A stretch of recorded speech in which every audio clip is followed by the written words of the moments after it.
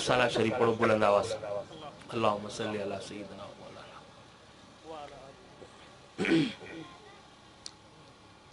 मोहतरम दोस्तों ऐं मुसलमान भाइरो, अॼोको ही असांजो इज्तिमा मौलाना जाम अली कुंभार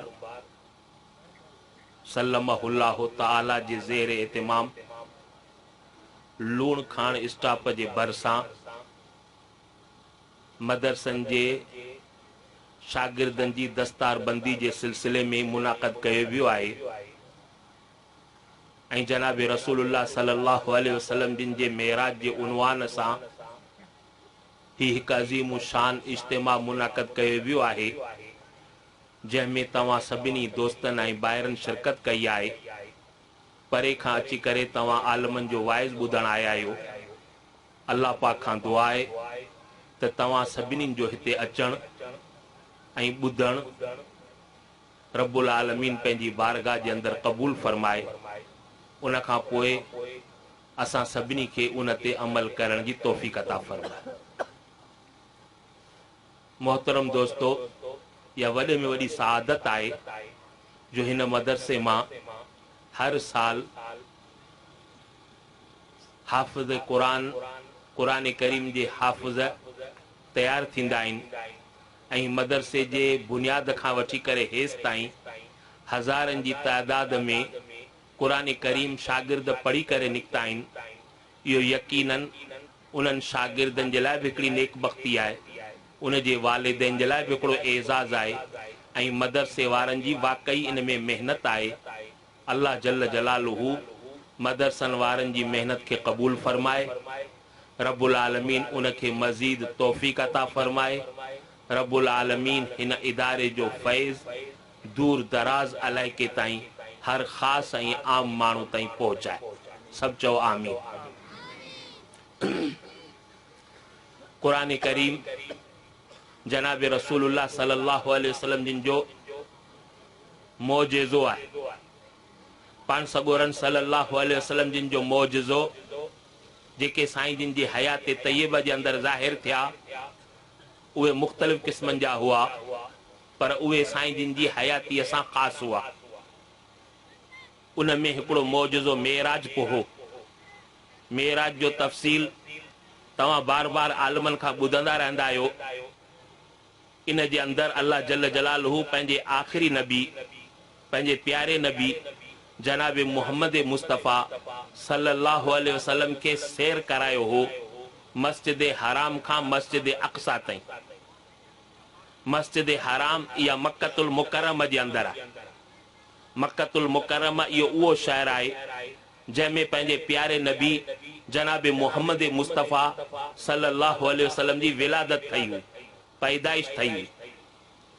ऐं मस्जिद अक़सा इहो फ़लस्तीन जे अंदरि आहे। फ़लस्तीन ईअं सम्झो त इहो इलाइक़ो शाम जो आहे। शाम हिकिड़ो मुल्क आहे जेको हिन वक़्तु चइनि हिसनि में विरायल आहे, जंहिंमें उर्दन आहे, लबनान आहे, फ़लस्तीन आहे ऐं सीरिया आहे। इन्हनि चइनि मुल्कनि जे अंदरि इहो शाम जो इलाइक़ो विरायल आहे।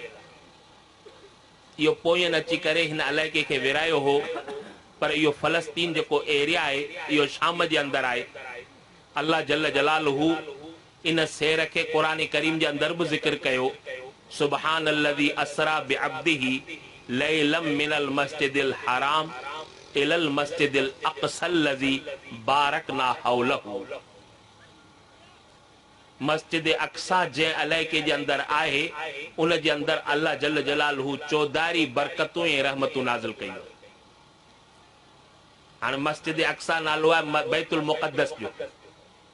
बैतुल मुक़द्दस इहो आहे फ़लस्तीन जे अंदरि। फ़लस्तीन मां मुराद शाम आहे। उन जे ज़मीननि खे अल्लाह जल्ल जलालुहू सोन वारी ज़मीन बनायो ऐं इहे सभु शयूं मुंहिंजे मुशाहिदात मां आहिनि। गुज़िरियल साल इन्हनि इलाइक़नि जो मूं दौरो कयो हो, जंहिंमें उर्दन हो, लबनान हो, बैरूत हो, बैलबक शहर हुआ। इहे शाम वारा जेके बि एरिया हुआ इन्हनि जूं ज़मीनूं ज़रखेज़ हुयूं, उन्हनि जूं ज़मीनूं अहिड़ियूं हुयूं जेके नज़रनि खे हैरत में विझी छॾींदियूं हुयूं। ऐं उते अहिड़ा मूं अलाइका ॾिठा जिन में सहाबा किराम रज़ी अल्लाहु अन्हुम अजमाइन मदीने खां सफ़र शुरू कयूं, उन अलाइके जे अंदरि पहुता, दीन जी तबलीग जे सिलसिले में, पोइ आख़िरी आराम गाह उन्हनि जी उते ई ठहियल आहे। बहरहाल इहा अंबियान जी सरज़मीन गुज़री आहे, बरकत वारी सरज़मीन गुज़री आहे। मक्कतुल मुकरमा खां इहो सफ़र शुरू थियो बैतुल मुक़द्दस ताईं, ऐं इहो सफ़र शुरू थियो आहे बुराक ते। बुराक हिकिड़ी सवारी आहे जेका खच्चर उनखे चवंदा आहिनि, खच्चर वारी सवारी, घोड़े खां नंढी ऐं हिमार खां थोरी वॾी। हाणे ज़ाहिर आहे त अॻियां जेको साईं जिन जो मस्जिद अक्सा खां सफ़र थियो आहे, इहो सफ़र थियो आहे मेराज ते। अवां त मौज़ू ॿुधंदा आहियो मौलवियनि खां त साईं जिन खे मेराज करायो वियो। मेराज हिकिड़ो अरबी ज़बान जो लफ़्ज़ आहे, इन जी सिंधी में माना आहे ॾाकण, सीढ़ी। साईं जिन जो मस्जिद हराम खां मस्जिद अक्सा ताईं जेको सफ़र आहे, इहो सवारी ते थियो, बुराक ते थियो। अॻियां जेको सफ़र थियो मथे मस्जिद अक्सा खां वठी करे 7 आसमाननि ताईं, इहो सफ़र साईं जिन जो थियो आहे मेराज ते, माना लिफ्ट ते थियो आहे। पोइ पहिरीं आसमान ते बि नबीअ सां मुलाक़ात थई, हज़रत आदम सां मुलाक़ात थई, हज़रत इद्रीस सां मुलाक़ात थई, हज़रत हारून सां मुलाक़ात थई, हज़रत यूसुफ सां मुलाक़ात थई, हज़रत इब्राहिम सां मुलाक़ात थई, हज़रत मूसा सां मुलाक़ात थई। अहिड़े नमूने सां साईं जिन खे 7 आसमाननि जो सैर करायो वियो। 7 आसमाननि खां मथे साईं जिन खे बैतुल मामूर जो दौरो करायो वियो। बैतुल मामूर इहो अल्लाह जे मलाइकनि जो हेडक्वार्टर आहे, उन्हनि जो क़िबलो आहे। जेके मलाइका साईं जिन ॾिठा त केतिरा अहिड़ा हुआ जेके रुकू पिया कनि, केतिरा अहिड़ा हुआ जेके सजदो पिया कनि, केतिरनि जी हालत अहिड़ी हुई जेके क़याम जे अंदरि हुआ, अल्लाह जल जलालहू जे बारगाह जे अंदरि उहे बाअदब ऐं एहतराम सां बीठा हुआ, जेके क़याम जी हालत चइबो आहे। जनाब रसूलुल्लाह सल्लल्लाहु अलैहि वसल्लम जिन उन वक़्त जे अंदरि जिब्राइल खां पुछियो त ए जिब्राइल, हिननि माण्हुनि जी, हिननि मलाइकनि जी इहा इबादत कॾहिं ख़त्म थींदी? तॾहिं अल्लाह जे तरफ़ खां जवाब मिलियो त हिननि जी इबादत तॾहिं ख़त्म थींदी जॾहिं क़यामत वञी करे क़ाइम थींदी।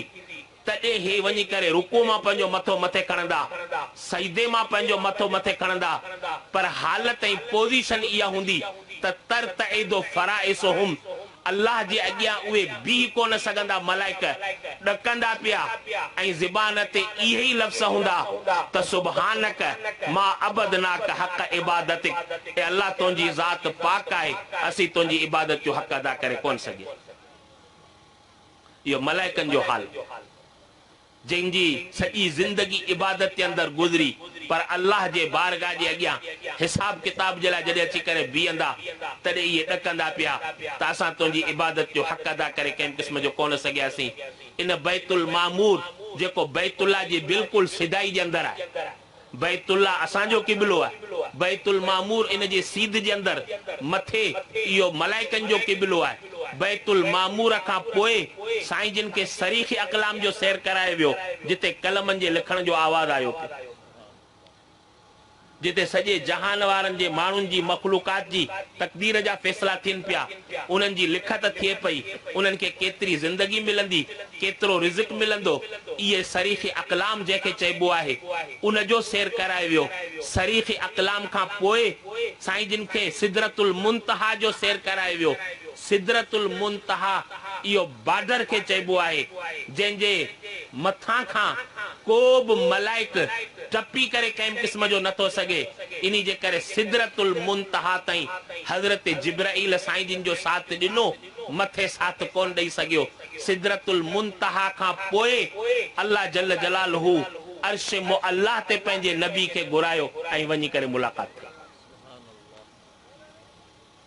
हाँ तवा के यह सजी गाल समझ में अची वही त साईं जिन अल्लाह जल जलालहू पंहिंजे प्यारे नबीअ खे जेको सैर करायो इहो राति जे हिकिड़े हिस्से में करायो आहे इन में वधीक टाइम कोन लॻो आहे हाणे इहा ॻाल्हि अहिड़ी आहे जेका असांजे अक़ल जे ख़िलाफ़ आहे त मियां हिकिड़े राति जे हिस्से जे अंदरि मस्जिद हराम खां मस्जिद अक्सा ताईं पोइ वरी 7 आसमान पोइ वरी बैतुल मामूर पोइ सरीख़ अक़लाम पोइ सिदरतुल मुंतहा पोइ अर्श मुअल्ला पोइ जन्नत ऐं जहन्नम जो दीदार इहो सॼो सफ़र राति जे हिकिड़े हिस्से में कीअं थियो हूंदो इन्ही जे करे उन वक़्त जे अंदरि जेके मुशरिक हुआ मुशरिकनि जो जेको सरदार हो अबू जहल उन इन शइ जे मञण खां इनकार कयो हो ऐं ज़ाहिर आहे त इन्हनि माण्हुनि खे सम्झ में इहा ॻाल्हि वेठी बि कोन त मियां हीअ ॻाल्हि कीअं थी सघे थी जो राति जो हिकिड़े हिस्से में बैतुल हराम खां बैतुल्लाह खां बैतुल मुक़द्दस ताईं हिकिड़े महीने जी मसाफ़त आहे जेकर माण्हू सफ़र करे घोड़े ते त पूरो महीनो लॻी वञे जेकर उठ ते सवारी करे त 40 ॾींहं लॻी वञनि त इहो सफ़र राति जे हिकिड़े हिस्से में कीअं थियो सम्झ में इन्हनि खे ॻाल्हि वेठी कोन इन्ही जे करे अल्लाह जल जलालहू इन मेराज वारे वाक़े खे जॾहिं बयान कयो थे तॾहिं पहिरीं लफ़्ज़ इहो आंदई त सुबहान अल्लज़ी असरा बिअब्दिही इते लफ़्ज़ अल्लाह पहिरीं सुबहान जो आंदो आहे सुबहान जी माना तैबाना मूं पंहिंजे प्यारे नबीअ खे जेको मेराज करायो आहे इन वाक़े जे अंदरि तूं पंहिंजे अक़ल ते न हलजे मुंहिंजी कुदरत खे ॾिस तूं पंहिंजे अक़ल ते हलंदे त गुमराह थी वेंदे तुआरो अक़ल जे अंदरि इहा शइ ईंदी कोन तूं मुंहिंजी कुदरत खे ॾिस मुंहिंजी ताक़त खे ॾिस मूं ज़मीन पैदा कई मूं आसमान पैदा कयो मूं जबल पैदा कया मूं समुंड पैदा कया मूं दरिया पैदा कया मूं ही सॼो जहान पैदा कयो उन जी तूं कुदरत खे ॾिस त उहो पंहिंजे प्यारे महबूब नबीअ खे अल्लाह जल जलालहू राति जे हिकिड़े हिस्से में एॾो वॾो सफ़र कराए सघे सुबहान जी माना ई आहे पाण जेको लफ़्ज़ सुभान चवंदा आहियूं न इन जी माना त अल्लाह तुंहिंजी ज़ात हर क़िस्म जे ऐब खां पाक आऊं बंदो गंदो आहियां ऐबनि मां भरियो पियो आहियां या अल्लाह तूं मूंखे माफ़ कर सुबहान जो मतिलबु इहो आहे पोइ ज़ाहिर आहे त उन वक़्त में मञण वारनि मञे वरितो हाणे अबू जहल कोन मञियो त अबू बकर सिद्दीक़ मञे वरितो अबू जहल खे वरी इहो हिकिड़ो बावर थियो त इहा ॻाल्हि जेकर आऊं साईं जिन जे यार खे ॿुधाईंदुसि जेको साईं जिन तां फिदा आहे उनखे जेकर ॿुधाईंदुसि त उहो बि कोन मञींदो हेॾो वॾो सफ़र इहो राति जे हिकिड़े हिस्से में कीअं थियो हूंदो इन्ही जे करे अबू जहल डोड़ंदे अबू बकर वटि आयो पोइ अबू बकर खे चयईं त तोखे ख़बर आहे त तुआरो यार कहिड़ी पियो ॻाल्हियूं करे कहिड़ी पियो ॻाल्हियूं करे चवे पियो त राति जे आऊं हिकिड़े हिस्से जे अंदरि पोइ पहर जे अंदरि मूं मस्जिद हराम खां मस्जिद अक्सा खां पोइ 7 आसमान 7 आसमाननि खां पोइ बैतुल मामूर खां पोइ वरी सरीख़ अक़लाम खां पोइ सिदरतुल मुंतहा पोइ अर्श मुअल्ला जो मूं सैर कयो ऐं इहो राति जे हिकिड़े पल जे अंदरि थियो आहे जंहिंमें देर कंहिं क़िस्म जो कोन लॻी छा तूं इन ॻाल्हि खे मञण लाइ तयार आहीं तॾहिं अबू बकर कहिड़ो जवाबु ॾिनो चए अबू जहल मूं साईं जिन जे वात मां इहा ॻाल्हि कोन ॿुधी आहे पर जेकर साईं जिन इहा ॻाल्हि चवनि था त मूं राति जे हिकिड़े पहर जे अंदरि हेॾो वॾो सफ़र कयो आहे त आऊं यकीन सां चवां थो त सॼी दुनिया ग़लति थी सघे थी साईं जिन जी ज़बान कॾहिं बि ग़लति नथी थी सघे इहो अबू बकर सिद्दीक़ हो जंहिं साईं जिन जे इन ॻाल्हि खे बिला दलील जे तस्लीम कयो इन्ही जे करे अबू बकर खे लक़ब बि सिद्दीक़ जो मिलियो सिद्दीक़ जी माना त हक़ ॻाल्हि खे बिना दलील जे मञण वारो हाणे ज़ाहिर आहे त अबू बकर उनखे ईअं कोन चयो त अबू जहल तूं जेका ॻाल्हि करीं थो उहा सही आहे अबू बकर अबू जहल खे इहा ॻाल्हि कई त मियां जंहिं हस्ती जी तूं ॻाल्हि करीं पियो उहो जेकर मूंखे चवे त अबू बकर ही ज़मीन मथे हेठि कोन्हे मथे आहे आसमान मथे कोन्हे हेठि आहे जेकर ॾींहं जे बारे में चवे त ही ॾींहं जी रोशनी कोन्हे राति आहे जेकर राति जे बारे में चवनि त अॼु हीअ राति न आहे ॾींहं जी रोशनी आहे तॾहिं बि आऊं ईअं चवंदुसि त साईं अबू बकर जो अखियूं अंधियूं थी सघनि थियूं पर तव्हांजी ज़बान कॾहिं ग़लति न थी। नारे तकबीर, सदाकत सय्यदना सिद्दीक़ अकबर, सदाकत सय्यदना सिद्दीक़ अकबर, नारे तकबीर। हक गाल के बिना दलील जे कबूल करण वारो उहो अबू बकर सिद्दीक़। हाणे एतराज़ त थियो उन वक़्त में, घणनि माण्हुनि खे इहा ॻाल्हि सम्झ में कोन आई, पर ॻाल्हि इहा आहे त अल्लाह जल जलालहू सफ़र करायो आहे पंहिंजे नबीअ खे बुराक ते, मस्जिद हराम खां मस्जिद अक्सा ताईं। बुराक हिकिड़ी सवारी आहे जेका वरतल आहे बर्क खां। बर्क जी माना बिजली, हीअ पाण वारी दुनिया वारी बिजली आहे जेका उन्हनि जे मूजदनि ऐं बानिन जे बकौल हिन बिजली जो सफ़र हिकिड़े सेकंड जे अंदरि 1,85,000 मील आहे। हीअ जेका बिजली सफ़र कंदी आहे हिकिड़े सेकंड में 1,85,000 मील सफ़र कंदी आहे हिकिड़े सेकंड में। उनजी एॾी वॾी परवाज़ आहे त पोइ मूंखे ॿुधायो त अल्लाह जल जलालहू जे तरफ़ खां उहा बिजली जेका जिब्राइल जन्नत मां खणी करे आयो, उन जी रफ़्तार जेकॾहिं उन खां वधीक हुजे त पोइ उन में कहिड़ो शक थी सघे थो? त अल्लाह जी कुदरत आहे। ऐं उन खां पोइ सफ़र थियो आहे मेराज ते। मेराज इहा हिकिड़ी आसमानी लिफ्ट आहे जेकॾहिं अवां वारी या दुनिया वारी खोखलू लिफ्ट बटन दबाइण सां माण्हू हिकिड़े मिंट जे अंदरि 100 मंज़िल तय करे सघे थो, त पोइ अल्लाह वारी लिफ्ट जेका कुदरत जे तरफ़ खां आहे उहा जेकॾहिं बटन दबाइण सां पहिरियों आसमान, ॿियो आसमान, ठक सतन आसमान ताईं पहुची सघे। हाणे जेके हींअर शयूं ईजाद ठहियूं आहिनि, हींअर जेका साइंस तरक़ी कई आहे उन जे मुताबिक़ इहे सभु शयूं दलील हिन ॻाल्हि ते त जनाब रसूलुल्लाह सल्लल्लाहु अलैहि वसल्लम खे 1400 साल हिन खां अॻु में जेको पंहिंजे नबीअ खे साईं जिन सफ़र करायो उहो सफ़र बिल्कुलु सही आहे। हाणे इहे ॻाल्हियूं सम्झ में अचनि थियूं। उन वक़्त जे अंदरि काफ़रनि खे सम्झ में कोन आयूं पर हींअर सम्झ में आई। इहो जनाब रसूलुल्लाह सल्लल्लाहु अलैहि वसल्लम जिन जो मौजिज़ो हो। पान सगोरन सल्लल्लाहु अलैहि वसल्लम जिन के वक्तन फवक्तन अल्लाह जल जलालहू पंहिंजो एजाज करायो, इकराम करायो। ऐं उन इकराम जे अंदरि मुतालबो जो करे मुशरकन जो हूंदो हो त उन जे हालात के हिसाब सां साईं जिन के मौजिज़ा अता कया वेंदा हुआ। पोइ इहा जुदा ॻाल्हि आहे त हर नबीअ खे अल्लाह पाक मौजिज़ो ॾिनो, पर जेके कमालात अल्लाह साईं मुख़्तलिफ़ नबियनि खे मुख़्तलिफ़ वक़्तनि जे अंदरि ॾिना उहे सभु कमाल मेरे करे अल्लाह जल जलालहू पंहिंजे प्यारे नबी पाक सल्लल्लाहु अलैहि वसल्लम खे। इन जे करे पंहिंजे नबीअ सां कमालात में केर बि मुक़ाबिलो नथो करे सघे। जेकॾहिं हया जे अंदरि अच त अबू सईद खुदरी जी रिवायत आहे त जनाब रसूलुल्लाह सल्लल्लाहु अलैहि वसल्लम जे चेहरे मुबारक में, अख मुबारक में जेका असां हया ॾिठीसीं उहा कंहिं कुंवारी औरत जे अख में बि असां हया न ॾिठीसीं। जेकॾहिं सबर जो मक़ाम ते अच त सबर ऐं शुक्र जो मक़ाम इन हद ताईं हो जो अम्मा आयशा फरमाए थी त मां नस्तौ के दो नारन इल्ला शहरन औ शहरैन। असांजे घर जी पोजीशन इहा हूंदी हुई त कॾहिं महीनू चुल्ह कोन ॿरंदी हुई, कॾहिं 2 महीना चुल्ह कोन ॿरंदी हुई, पर साईं जिन इन ॻाल्हि ते शुक्र कंदा हुआ त या अल्लाह आऊं चाहियां थो त हिकिड़ो ॾींहुं मूंखे मानी मिले, ॿियो ॾींहुं मूंखे मानी न मिले, तां त मानी न मिले त आऊं सबर करियां ऐं मिले त आऊं अल्लाह जो शुक्र अदा करियां। सबर ऐं शुक्र जो आलम इहो। जेकॾहिं अखलाक ते अच त साईं जिन सां अखलाक में केर मुक़ाबिलो कंहिं क़िस्म जो नथो करे सघे।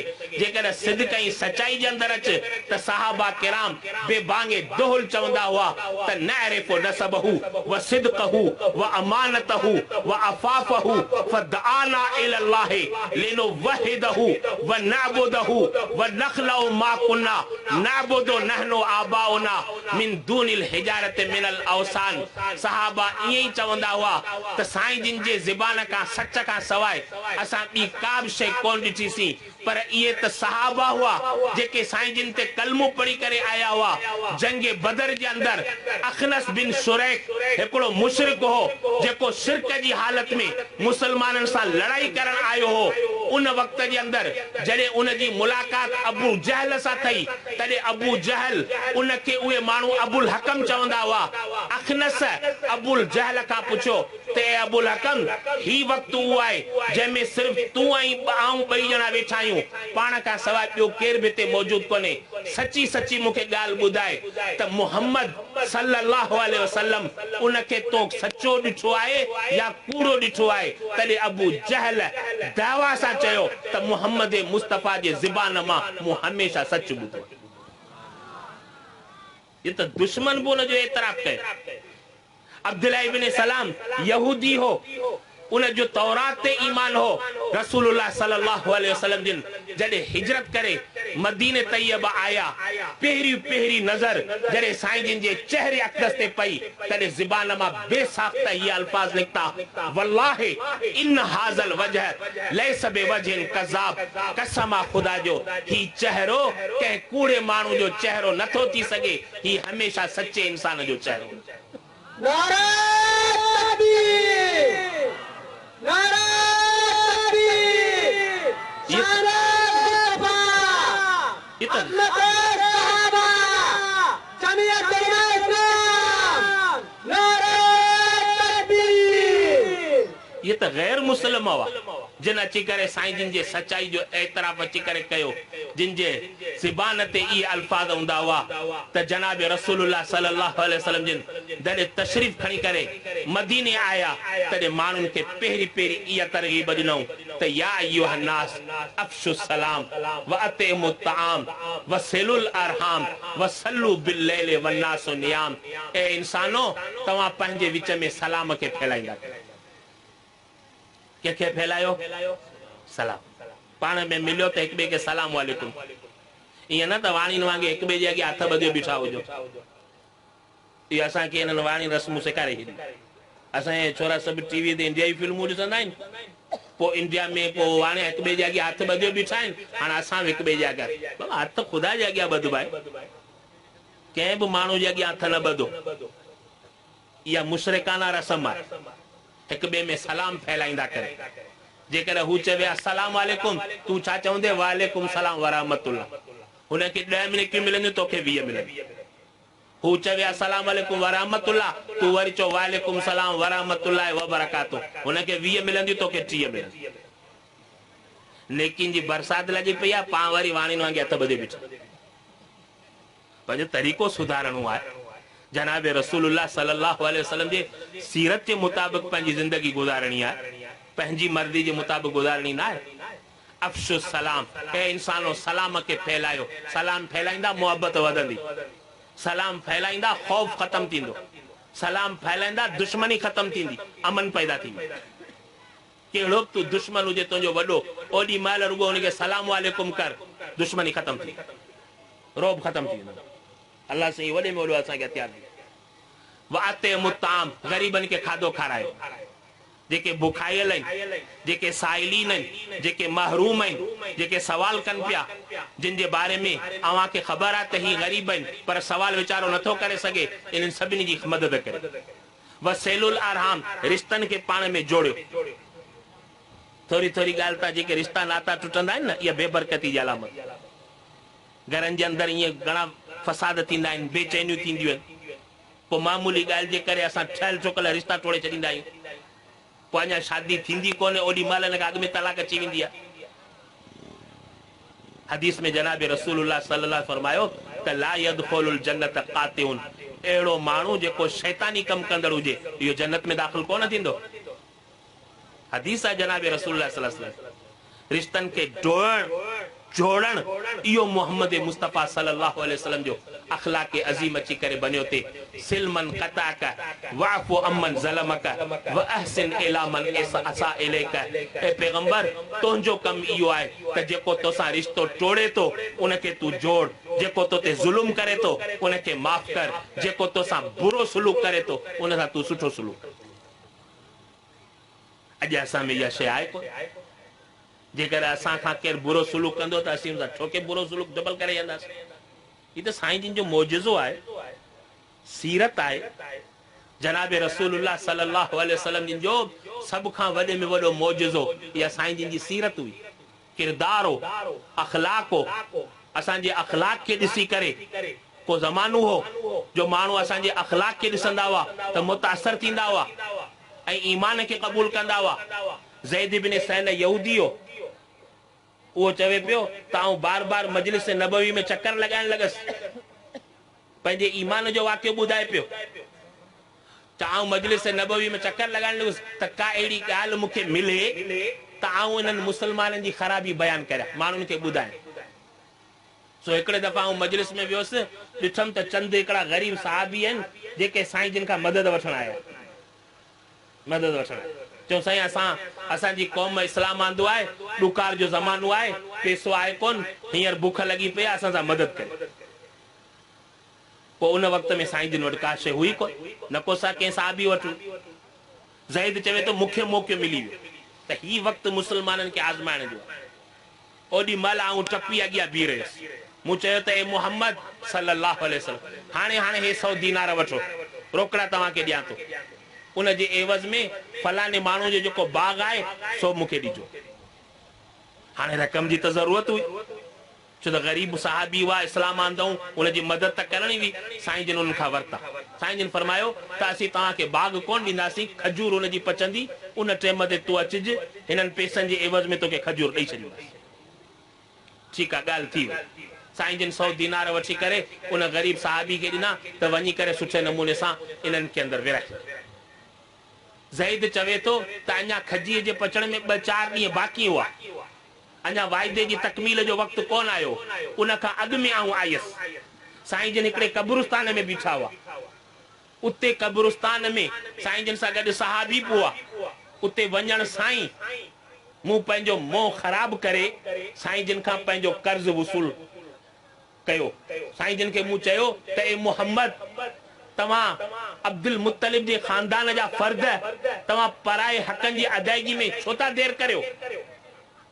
वल्लाहि इन्न लबनी अब्दुल मुत्तलिब लज़वूद ज़ू मतलिन, तव्हां टाल मटोल करियो पिया।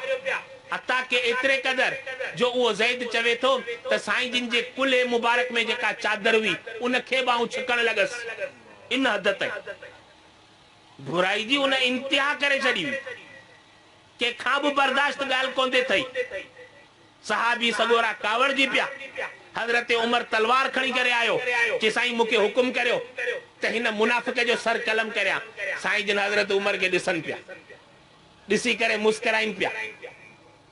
हेॾा ज़ैद खे ॾिसी करे मुस्कराइनि पिया, हेॾा उमर खे ॾिसी करे चवनि पिया त उमर अॼु इहा ॻाल्हि हिननि खे न चओ, छॾे ॾे, तूं मूंखे इहो चओ त कर्ज़ जी अदायगी सही माना में कंदो कर, हिन खे तूं ईअं चओ त कर्ज़ जी वसूली सही माना में कंदो कर। हाणे तूं वञ, जेकॾहिं ही माण्हू पंहिंजे कर्ज़ जी वसूली जे लाइ आयो आहे त वञ बैतुल माल जे अंदरि जेका खजी पियल आहे हिन खे 100 दीनारनि जी ॾेई छॾ, ऐं 2 मण वधीक बि तूं हुनखे ॾेई छॾ। चई साईं 2 मण वधीक छाजे लाइ? चई तो हुनखे झुठ कई आहे, तो हुन जे बारे में कुझु ॻाल्हायो आहे, हिन जे करे 2 मण तूं हुनखे ॿिया बि ॾेई छॾ। हज़रत उमर चवे थो त आऊं उन यहूदी खे वठी करे वञा पियो। गस में मूंखां ज़ैद पुछियो, गस में ज़ैद मूंखां पुछियो त उमर तूं मूंखे सुञाणे थो? चयो न, आऊं तोखे कोन थो सुञाण। चई आऊं ज़ैद आहियां, आऊं मदीने जे अंदरि रहंदो आहियां, तौरात जो वॾो आलिम आहियां, अञा मूं इस्लाम क़बूल कोन कयो आहे। तॾहिं उमर चयो त हेॾो वॾो आलिम आहीं, मज़हबी माण्हू आहीं, पोइ बि हेॾी वॾी गुस्ताखी कई ने? चई उमर तोखे अॼु आऊं ॿुधायां थो त तव्हांजे नबीअ जूं जेके वसफ़ूं हुयूं मूं सभु तौरात जे अंदरि चङी तरह पढ़ियूं आहिनि ऐं उनखे मूं मालूम करे वरितियूं आहिनि। सिर्फ़ 2 वसफ़ूं अहिड़ियूं हुयूं जेके रहल हुयूं, जेके मूंखे आज़माइणियूं हुयूं। हिकिड़ी इहा त नबी कॾहिं बि पंहिंजी ज़ात जे लाइ बदिलो कोन वठंदो आहे, इंतिकाम उनखे कोन वठंदो आहे, गुस्सो कोन ईंदो आहे। ऐं ॿी वसफ़ इहा हुई त जेको तव्हांजे नबीअ सां बुरो सलूक कंदो आहे उन सां उहो सुठो सलूक कंदो आहे। उमर अॼु इहे 2 वसफ़ूं मूं पैगंबर में मालूम करे वरितियूं आहिनि। आऊं तोखे अॼु तोखे गवाह बनाए करे पंहिंजे ईमान जो कलमो पढ़ी करे ईमान आणियां थो, ऐं एतिरो तोखे चवां थो त जेका मुंहिंजी मिल्कियत आहे उन जे अधु हिसो ऐं पूरो उम्मत मुहम्मदी जे नाले वक़फ़ करे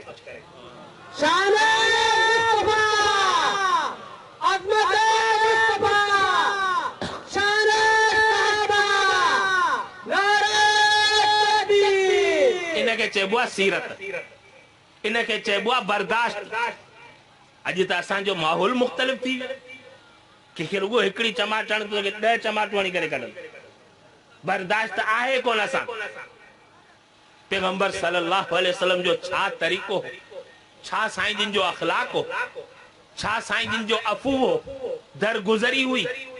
सन 80 हिजरी जे अंदर साईं जिन जॾहिं सहाबा किराम के वठी करे मक्को फतह करण आया हुआ, अवां के ख़बर है त मक्के जे अंदर साईं जिन के मज़लूम हालत के अंदर कढियो वियो हो, जिते साईं जिन जी पैदाइश हुई, ॼमण हो। पो साईं जिन के उतां हिजरत ते मजबूर कयो वियो।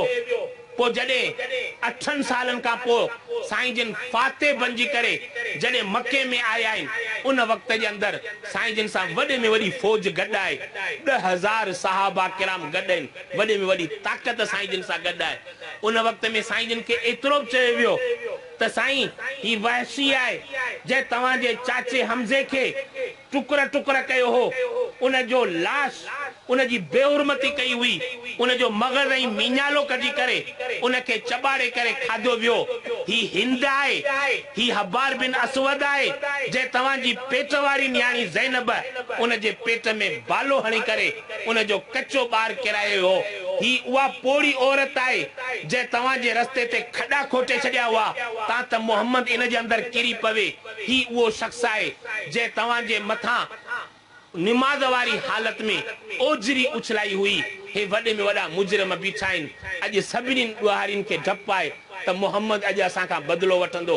अॼु हुन वटि वॾी ताक़त आहे। साईं जिन आया आहिनि मके जे अंदर, सभिनी खे इहो डपु अची करे बियो। पूरे मके जे अंदर जहिड़ो करे राकास घुमी वियो हुजे, सभिनी में रोज ऐं राड़ो थी वियो।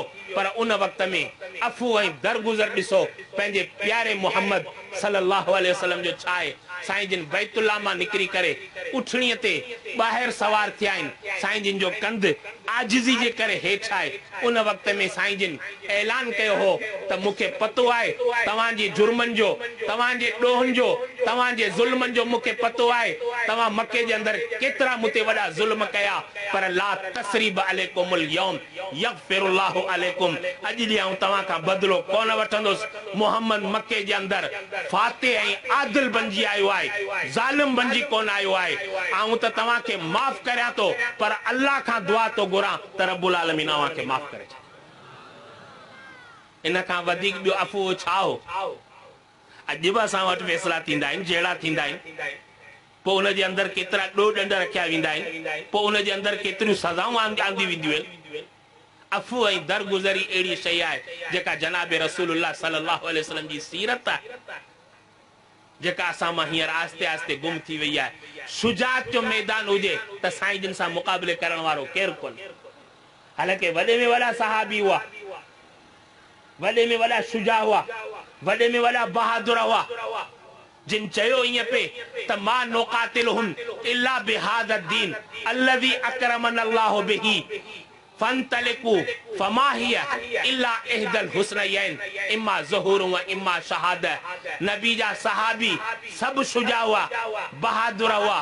उर्दन जे अंदर मूता जे मैदान जे अंदर आयुसि, उहो मूता जो मैदान जंहिंमें साईं जिन 3 सहाबिन के अमीर बनाए करे मोकिलियो त तव्हांजो जंग जो अमीर पहिरीं जेको आहे सो ज़ैद बिन हारिस आहे।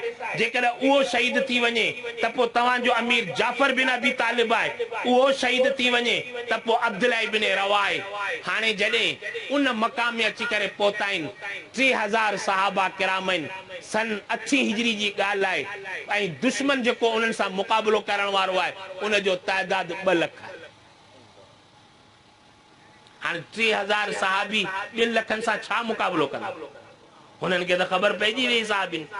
हाणे वेठा आहिनि पाण में मशवरो पिया कनि, मीटिंग पिया कनि। ऐं ज़ाहिर आहे त मीटिंग करण बि घुरिजे त बाबा हींअर पाण वटि ताक़त आहे कोन, पाण वटि हथियार आहिनि कोन, पाण निकिता आहियूं ॿाहिरि, मदीने खां शाम आया आहियूं, मूता जे मैदान में आया आहियूं, कुवत पंहिंजी आहे कोन। हाणे हिननि 2 लखनि ट्रेनिंग याफ़्ता फौज आहे, उन्हनि सां कीअं मुक़ाबलो करियूं? इन जे करे मदीने ॾांहुं ख़बर मोकिलियो था त असां लाइ मज़ीद जेका मदद आहे उहा मोकिलियो, तव्हां त असीं उन्हनि सां गॾिजी करे विड़ो। हाणे उन वक़्त में हिकिड़ो सहाबी उथी बीठो जंहिंजो नालो अब्दुल्लाह इब्न रवा आहे। उहो छा थो चवे त मियां कहिड़ो मशवरो करियो पिया अवां हिन खां अॻु में जेके जंगूं खटियूं आहिनि ॿुधायो त तव्हां पंहिंजे कसरत ऐं तइदाद जे करे खटियूं आहिनि वमा नुकातिलुहुम इल्ला बिहाज़ दीन हिन खां अॻु में बि जेकर तव्हां जंग खटी आहे त अल्लाह जे इन दीन जे करे खटी आहे जंहिं दीन जे करे अल्लाह से असांखे इज़त ॾिनी आहे अॼु बि जेकॾहिं उन दीन ते भरोसो रखी करे अॻिते वधंदा अल्लाह जी ज़ात में उम्मीद आहे त अल्लाह जल जलालहू पाके इहो मैदान मारे ॾींदो ॻाल्हि खे सम्झो तवजो करियो हेॾा मुझी गाल के समझो जनाब रसूलुल्लाह सल्लल्लाहु अलैहि वसल्लम जे सहाबा किराम में केड़ो जज्बो हो कुर्बानी हुई शहादत हुई शहादत जो जज्बो हो कुर्बानी वारो जज्बो हो मुल्क के अलाइकन के फतह करण वारो जज्बो हो पर जनाब रसूलुल्लाह सल्लल्लाहु अलैहि वसल्लम जी शुजात के जेकर नजर कर मुताले कर त साईं जन खां वडे में वडो बहादुर को भी इंसान के किस्म जो कोन हो गज़वा हुनैन जे अंदर जडे मुशरकन जे तरफ का तीर अची करे पिया थोरो जौलो अची करे थियो इंतिशार अची करे फैलियो मुसलमान हेडा होडा चिड़ी पकड़जी पिया उते साईं जन सवारी ते अकेलो रही वियो केर भी सहाबी गडु कोनो उन वक्त में साईं जन सवारी ता लही करे मैदान में अॻिते वधिया आहिनि ऐं ईअं ई चवनि पिया त अनन नबियो ला कज़िब व अन इब्नु अब्दुल मुत्तलिब ऐं नबी आहियां कूड़ो कोन आहियां ऐं अब्दुल मुत्तलिब जे खानदान जो फर्द आहियां जेसि ताईं तव्हां ईमान न आणींदा तेसि ताईं तव्हां सां विढ़ंदो रहंदुसि मूंखे ॿुधायो अंदाज़ो त लगायो न मां शुजात के मैदान में अच त साईं जन खां वॾो को बि बहादुर कंहिं क़िस्म जो कोनो अफू ऐं दरगुज़र में साईं जन खां वधीक ॿियो केरु कोनो सबर ऐं शुक्र जे अंदर साईं जन खां वॾो ॿियो केरु बि कोन हो हया ऐं शर्म जे अंदर साईं जन खां वॾो इंसान को बि कंहिं क़िस्म जो कोन हो अखलाक हसन जे अंदर जनाब रसूलुल्लाह सल्लल्लाहु अलैहि वसल्लम जो को बि मट कंहिं क़िस्म जो कोन हो जेके कमाल मुख़्तलिफ़ नबियनि खे मुख़्तलिफ़ वक़्तनि जे अंदर ॾिना विया उहे सभु कमाल अल्लाह जल जलालू पंहिंजे प्यारे नबीअ खे अता कया यूसुफ जो हुस्न हुजे ईसा जो दम हुजे यदे बैज़ा दारी आंचे खूबा हमादारन तो तन्हा दारी यूसुफ जो हुस्न आहे त जनाब रसूलुल्लाह सल्लल्लाहु अलैहि वसल्लम का वधीक दुनिया में ॿियो केर हसीन कंहिं क़िस्म जो कोन्हे अम्मा आयशा फरमाए थी त लना शमसुन वलिल आफाक शमसुन व शमसुना फौक शमसु समाई हिकिड़ो आसमान जो सिज आहे जंहिंजो तव्हां मुशाहिदो कंदा आहियो हिकिड़ो मदीने में सिज आहे जंहिंजो नालो मोहम्मद मुस्तफ़ा पर आसमान वारे सिज के इहा ताक़त कोन्हे त मदीने वारे सिज सां मुक़ाबिलो करे सघे आसमान वारो सिज 12 कलाक रोशनी ॾींदो आहे मदीने वारो सिज 24 कलाक रोशनी ॾींदो आहे आसमान वारो सिज तव्हांखे दुनिया जा रस्ता ॾेखारींदो आहे मदीने वारो सिज विछड़ियल बाना पंहिंजे रब सां मिलाए करे आख़िरत जा रस्ता ॾेखारींदो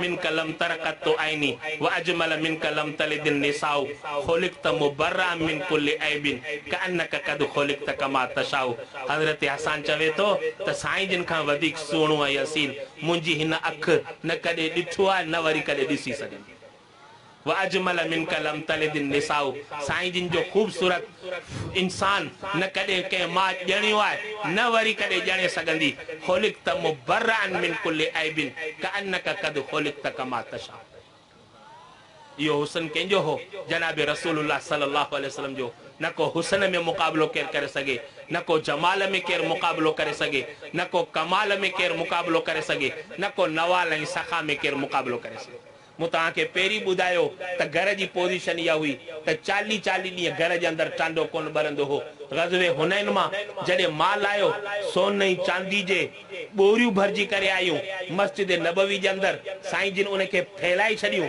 हज़रत बिलाल खे चयऊं त ए बिलाल ही सोन ऐं चांदी ग़रीबनि जे अंदरि ख़ैर कर हज़रत बिलाल सभिनी खे बुक भरे ॾींदी आयो हथ हथ लप लप भरे करे ॾींदी आयो ता त कुझु माल असांखे बचे साईं जन ॾिठो त बिलाल कंजूसी पियो करे इन जे करे साईं जन फरमायो अनफिक या बिलाल फला तख्श मिन ज़िल अर्श इकलाला ए बिलाल हिकिड़ो बुक न ॿई बुक भरे ॾे सदर वारे खज़ाने में खोट अची सघे थी अर्श वारे खज़ाने में कॾहिं खोट नथी अचे साईं जिन जे सखा सां केरु मुक़ाबिलो करे सघे थो सखीअनि जा जेकॾहिं आशिक़ आहियो त कंहिं बि गैर जे दर ते झुकण जी ज़रूरत न आहे मुहम्मद जी ग़ुलामी क़बूल करण जेकॾहिं हसीननि जा आशिक़ आहियो त कंहिंजे दर ते झुकणो न आहे, जनाब रसूलुल्लाह सल्लल्लाहु अलैहि वसल्लम जे तरीक़े खे इख्तियार करणो आहे।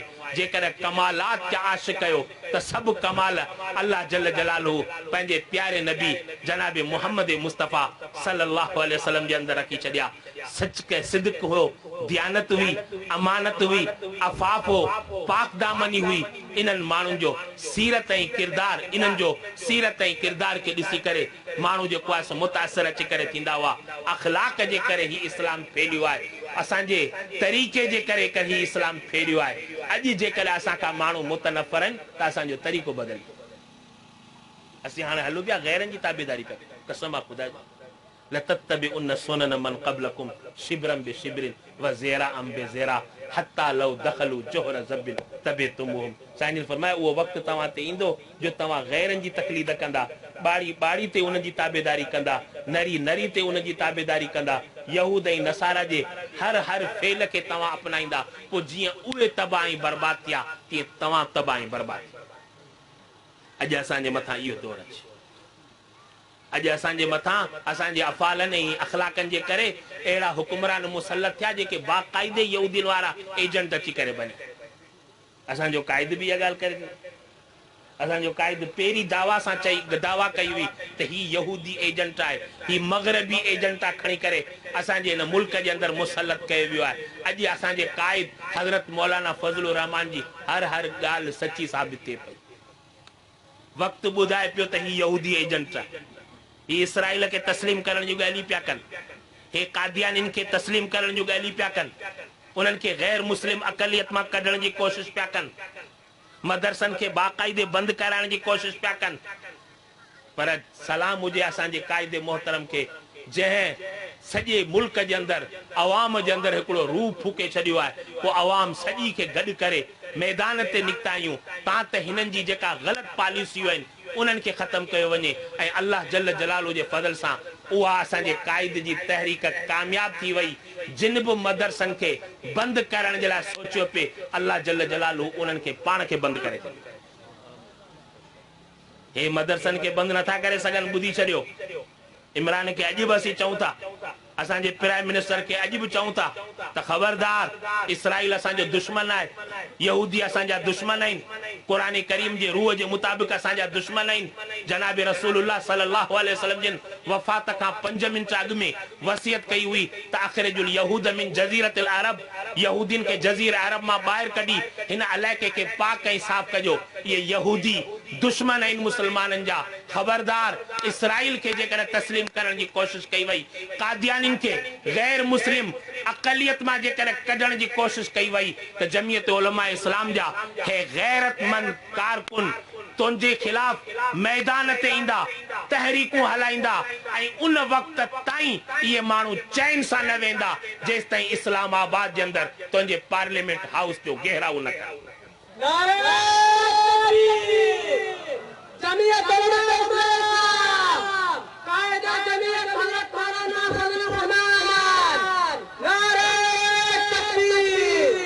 हिननि खे इहा बुलाए त मिया हे मुलाइन हे छा कंदा? हिननि हर दौर में मौलवियुनि खे मामूली शइ सम्झियो आहे, हक़ीर सम्झो। हिननि खे कहिड़ो पतो त उलमा जी कुवत छा आहे? हिननि खे कहिड़ो पतो त शामिली जे मैदान में हेॾी वॾी अंग्रेजी सरकार हुई, उन सां मुक़ाबिलो करण वारो केरु हो? कासिम नानोतवी दारुल उलूम देवबंद जो बानी, हिकिड़ो मदरसे जो उस्ताद हो, जे अंग्रेज सां मुक़ाबिलो कयो। हे मदरसा को मामूली ॻाल्हि कोन्हे। अल्लाह जल जलालहू हिन दुनिया जी बका दीन सां रखी आहे। जेसि ताईं दीन बाक़ी आहे त दुनिया बाक़ी आहे। ॿुधी छॾियो, हे मदरसा मौजूद आहिनि त तव्हांजो मुल्क बाक़ी आहे। जेॾी मदरसा तव्हां ख़तम कंदा, ही मुल्क तव्हांजो बाक़ी कोन रही सघंदो, ख़तम थी वेंदो। ॿुधी छॾियो, हिननि मदरसनि जे लाइ असांजे असलाफनि क़ुर्बानियूं ॾिनियूं, असांजे बुज़ुर्गनि क़ुर्बानियूं ॾिनियूं। जॾहिं तहरीक आज़ादी जे अंदरि 1857 जी तहरीक जे अंदरि जॾहिं उलमान खे शहीद कयो वियो, अंग्रेज़नि उनखे फांसी जे घाटनि ते टंगियो हो, फांसी जा घाट खुटी विया, मौलवियुनि जा लाश दिल्ली जे रस्तनि ते टंगिया पिया हूंदा हुआ। उन वक़्त जे अंदरि जेके उन्हनि उलमान जा बचा हुआ सो यतीम थी विया, जेके ज़ालू हुयूं सो बेवाऊं थी वयूं। कहिड़ो वॾो उन्हनि ते इम्तिहान आयो। अंग्रेज सरकार के मौको मिलियो त हाणे हिननि ॿारनि खे असां पंहिंजो बनायूं, हिननि जा वॾा असां सां मुक़ाबिलो करण लॻा, हिननि बच्चनि खे असीं पंहिंजो बनायूं था। सो उन्हनि जी मान खे छा चवण लॻा त हे बच्चा असांजे हवाले करियो, असां हिननि खे मुफ़्त में खाराईंदासीं, मुफ़्त में असां हिन खे तइलीम ॾींदासीं, मुफ़्त में राइश ॾींदासीं ऐं हिननि खे असां नौकिरी बि ॾींदासीं। हे पंहिंजे बि पेट खे पारींदा, हे तव्हांजे पेट खे पारींदा। मूंखे ॿुधाए इहो मुस्लमाननि जे लाइ इम्तिहान कोन हो, इहो उन्हनि मुजाहिदनि जी घर वारनि जे लाइ वॾी आज़माइश कोन हुई, ही त वॾी ऑफर हुई। हिन वक़्तु बि असांखे ऑफरूं मिलंदियूं आहिनि, पोइ असांजो ईमान हरकत में अची वेंदो आहे। पर सलाम हुजे उन्हनि मायरनि खे जिन अंग्रेज़नि जी इन पेशकश खे ठुकराए छॾियो। पोइ उन वक़्त जे अंदरि हज़रत शाह अब्दुल अज़ीज़ देहलवी रहमतुल्लाह अलैह उथियो, उन्हनि बच्चनि जे मान सां राब्तो कयो, उन्हनि बच्चनि जे मान खे चयो त हे बच्चा असांजे हवाले करियो, असां हिननि बच्चनि खे राईंदासीं, हिननि बच्चनि खे असां तइलीम ॾींदासीं, हिननि खे मुफ़्त में खाधो असां खाराईंदासीं, हिननि खे पढ़ाई ॾियारींदासीं, हिननि खे माण्हुनि खां पिनी करे चंदो करे असां हिननि खे मदरसनि में राईंदासीं, पोइ हिननि खे ईअं मुजाहिद बनाईंदासीं जीअं हिननि जा पे मुजाहिद। अल्लाह जे फज़ल सां हज़रत शाह अब्दुल अज़ीज़ देहलवी रहमतुल्लाह अलैह जो कौल क़बूल थी वियो, उनजी दुआ क़बूल थी, पूरे दुनिया जे अंदरि मदरसनि जो ॼार विछाई, मदरसनि जो बुनियाद तॾहिं अची करे पियो, न त कहिड़ी ज़रूरत हुई मदरसनि जी ठाहिण। हिननि बच्चनि जी हिफ़ाज़त करणी हुई, जेके मुजाहिदनि जा बच्चा हुआ, हे माण्हू फ़क़ीर हुआ, दरवेश हुआ, हिननि माण्हुनि वटि का बि शइ कोन हुई, हिननि जो भरवसो अल्लाह जी ज़ात ते बस। रुब अशसिन अकबर मदफूउन बिल अबवाब लौ अक़सम अलल्लाह लअबर। केतिरा माण्हू हकीर हुजनि फ़क़ीर हुजनि, तव्हां ॾिसंदा त कपिड़ा बि ॿेरा आहिनि, फाटा पिया आहिनि, जेकॾहिं वॾेरनि सां मिलण अचनि त वॾेरा धिका ॾेई करे हुनखे ॿाहिरि कढी छॾनि, पर रब खे एॾा प्यारा हूंदा आहिनि, जेकॾहिं कसम खणी करे का ॻाल्हि कनि त अल्लाह से हुनजी ॻाल्हि खे पूरो करे। हज़रत शाह अब्दुल अज़ीज़ रहमतुल्लाह अलैह जी ॻाल्हि धक सां क़बूल थी वई ऐं हिननि मायरनि पंहिंजे बच्चनि खे मौलवियुनि जे हवाले कयो। पोइ 1919 जे अंदरि हज़रत मौलाना मोहम्मद कासिम नानोतवी रहमतुल्लाह अलैह दारुल देवबंद जो बुनियाद रखियो। 1919 जे अंदरि उहो मदरसो वञी करे क़ाइमु थियो ऐं दारुल देवबंद जो बुनियाद अव्हांखे ख़बर आहे त इहो कीअं थियो आहे? बराबरि इन में बुनियाद हज़रत मौलाना मोहम्मद कासिम नानोतवी रखियो, पर हज़रत मौलाना कासिम नानोतवी चवे थो त आऊं सुतो पियोसि, मूं ख़्वाब ॾिठो, मूंखे रसूलुल्लाह सल्लल्लाहु अलैहि वसल्लम जी ज़ियारत अथई, मूंखे पाण सगोरनि फरमायो त मोहम्मद कासिम फलानी जॻह ते जेको ॾाड़ूअ जो वणु आहे उन जे हेठियां वञी करे मदरसो खोल। इहो देवबंद जो मदरसो उहो अथव, ॿुधी छॾियो, इन में ठलो मौलवी कासिम जो हथु कोन्हे, रसूलुल्लाह जो हथु बि शामिल आहे। सभु चओ सुभान अल्लाह। मौलाना मोहम्मद कासिम नानोतवी रहमतुल्लाह अलैह इहो उहो दरवेश इंसान हो जंहिं मदरसा खोले करे बच्चनि खे दाख़िल कयूं, उन्हनि जी तइलीम जो बंदोबस्तु कयूं, उन्हनि जी राइश जो बंदोबस्तु कयूं, माण्हुनि खां चंदो वरितऊं, चंदो वठी करे उन्हनि जे खाधे जो इंतज़ाम कयूं, उन्हनि जे तइलीम जो इंतज़ाम कयूं। अॼु उन बुज़ुर्ग वारो महिनत जेका आहे, हज़रत शाह अब्दुल अज़ीज़ वारी दुआ जेका आहे, उहा हिन पूरे दुनिया जे अंदरि फैलिजी वई। दुनिया जे हर कुंड ते देवबंद जे मदरसे जी शाख। का मामूली ॻाल्हि न आहे। ही इल्मु जेकॾहिं हिननि बच्चनि हासिल कयो आहे त तव्हांखे ख़बर आहे त हिननि जेको हिफ़्ज़ कयो आहे, हिननि खे असां को दुनिया जो आइटम कोन ॾिनो आहे, हिन खे असां का दुनिया जी डिग्री कोन ॾिनी आहे। हिननि ॿारनि खे हाफ़िज़ करे असां हिननि जी डायरेक्ट कनेक्शन मदीने वारे मीर मोहम्मद मुस्तफ़ा सां मिलाई। दुनिया वारी तइलीम इहा हिकिड़ी आरज़ी तइलीम जेका कमाई जो आइटम हूंदी आहे, हीअ कमाई वारो आइटम कोन्हे, हीअ इज़त वारो आइटम। ठलो पंहिंजी इज़त कोन कराईंदा, मां पंहिंजी बि इज़त कराईंदा। उल्बे सो वालिदा हो ताज यौमल क़ियामत। हाफ़िज़ क़ुरान जे मां ऐं पीउ खे क़यामत ते ॾींहुं ताज पारायो वेंदो, जिते जेके मणिया लॻल हूंदा उन जी रोशनी हिन सिज जी रोशनी खां वधीक ख़ूबसूरत। सिज त हींअर कोन्हे, सुबुह जो ईंदो, उन खां वधीक सुठो। इन खां वधीक अञा तव्हांखे छा खपे? ऐं त चवां थो त हिननि मदरसनि जेको कमु कयो आहे, दुनिया जे अंदरि कंहिं बि इदारे अहिड़ो कमु कोन कयो। असांजी जेकॾहिं सनद मिलाईंदे त डायरेक्ट वञी करे जनाब रसूलुल्लाह सल्लल्लाहु अलैहि वसल्लम जी ज़ात अक़दस सां मिलंदी। हिकु मामूली ॻाल्हि न आहे। मौली जाम हेॾो वॾो इंतज़ाम कयो आहे, हेॾो वॾो इंतज़ाम कयो आहे। अल्लाह जल जलालू उनजी ज़िंदगी में बरकत हुजे। जिन प्लाट ॾिनो आहे अल्लाह साईं उन्हनि जी ज़िंदगी में बरकत हुजे। अल्लाह साईं उनखे अञा बि तौफ़ीक़ ॾे त मदरसे खे अञा बि वधीक प्लाट ॾिन तां त हिते दीन जो कमु वधीक थिए। इहो सवाबु डायरेक्ट उन्हनि खे मिलंदो। का मामूली ॻाल्हि न। ही मौलवी जामा सां वटि पढ़ियो आहे सिजावल में, हिनखे बुखारी हज़रत साईं कासमी साहब पढ़ाई। हज़रत साईं कासमी साहब रहमतुल्लाह अलैह, अल्लाह जल्ल जलालहू उनखे जन्नतुल फिरदौस में आला मक़ाम नसीब फरमाए। जेकॾहिं इहा इन वारी जेकॾहिं सिलसिलो सनद जो तव्हां मिलाईंदा न त डायरेक्ट वञी करे मदीने जे मीर सां मिलंदा। ही कंहिं वटि पढ़ियो? हज़रत साईं कासमी कंहिं वटि पढ़ियो? मौलाना यूसुफ बिनोरी। हर वाइज़ में आउं सनद ॿुधाईंदो आहियां तां त हिननि खे यादि थी वञे। हज़रत मौलाना यूसुफ बिनोरी कंहिं वटि पढ़ियो? हज़रत शेख रशीद अहमद गंगोई वटि। शेख रशीद अहमद गंगोई कंहिं वटि पढ़ियो? अनवर शाह कश्मीरी वटि।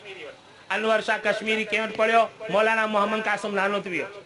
मौलाना मोहम्मद कासिम नानोतवी कंहिं वटि पढ़ियो? शाह अब्दुल गनी वटि। शाह अब्दुल गनी कंहिं वटि पढ़ियो? शाह मोहम्मद इसाक वटि। शाह मोहम्मद इसाक कंहिं वटि पढ़ियो? शाह अब्दुल अज़ीज़ वटि।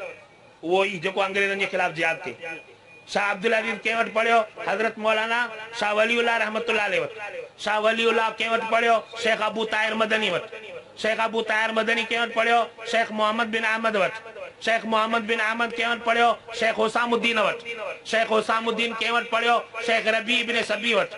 शेख रबी इब्न सबी कंहिं वटि पढ़ियो? शेख मोहम्मद बिन आरिफ वटि। शेख मोहम्मद बिन आरिफ वास्ता दर वास्ता इमाम तिरमिदी वटि। इमाम तिरमिदी कंहिं वटि पढ़ियो? अब्दुल्लाह इब्न मुबारक वटि। अब्दुल्लाह इब्न मुबारक कंहिं वटि पढ़ियो? इमाम अबू हनीफा वटि। इमाम अबू हनीफा कंहिं वटि पढ़ियो? हज़रत अंस वटि। हज़रत अंस बिन मालिक के खां रिवायत कई हज़रत अब्दुल्लाह इब्न मसूद खां। हज़रत अब्दुल्लाह इब्न मसूद रिवायत कई जनाब मोहम्मद मुस्तफ़ा सल्लल्लाहु अलैहि वसल्लम। इन्हनि बच्चनि जो सिलसिलो कंहिंसां वञी करे मिलियो? मदीने जे मीर सां मिलियो। इहा ई तइलीम आहे जेका असीं बच्चनि खे ॾियारींदा आहियूं। असां वटि का बि दुनिया जी लालच कोन्हे। असां वटि जेकर मक़सदु आहे त रब्बुल आलमीन राज़ी थिए असां उन जे ॿुधायल तरीक़े ते हलियूं ऐं जनाब मोहम्मद मुस्तफ़ा सल्लल्लाहु अलैहि वसल्लम जे सीरत जे मुताबिक़ हलूं। उन खां सवाइ असांजो ॿियो को बि ग़र्ज़ देवबंद वारनि जो सिर्फ़ु इहो ई कमु आहे, ॿियो को बि कमु। अल्लाह खां दुआ आहे त रब्बुल आलमीन असां सभिनी खे जेको बि कुझु ॿुधोसीं उन ते अमल करण जी तौफ़ीक़ अता फ़रमाए। हिकु दफ़ो आउं वरी इन्हनि हाफ़िज़नि जे मां ऐं पीउ खे मुबारकबाद पेश करियां थो ऐं अल्लाह जल्ल जलालहू इन्हनि खे वॾे में वॾी हिकिड़ी दौलत ॾिनी आहे, वॾे में वॾी सआदत ॾिनी आहे। रब्बुल आलमीन हर मुस्लमान खे इहा सआदत नसीब फ़रमाए। व आख़िरु दावाना अनिल हम्दुलिल्लाह।